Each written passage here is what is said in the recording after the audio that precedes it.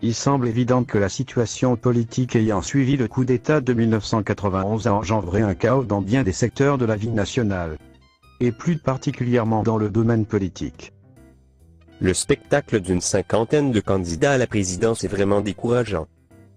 C'est un étalage vilain qui traduit l'égoïsme, le manque d'imagination et de savoir-faire de nos dirigeants et de nos politiciens, laissant ainsi plus de 8 millions de confrères et de consoeurs à la dérive.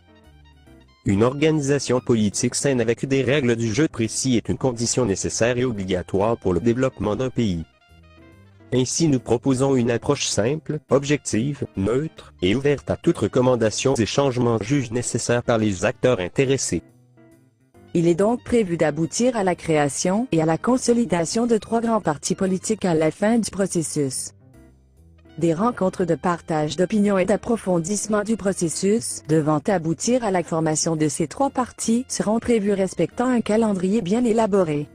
Puis vote à la majorité, la démocratie oblige.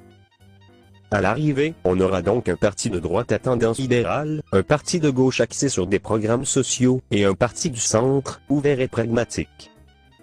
Le parti de droite aura pour orientation de favoriser entre autres, les investissements et les grands commerces considérés comme source d'emploi.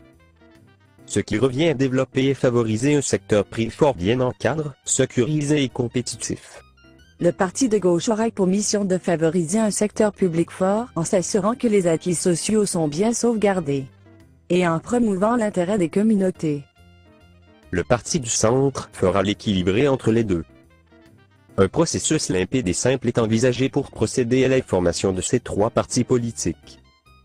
Des invitations seront lancées aux différentes associations sociales et politiques reconnues du pays.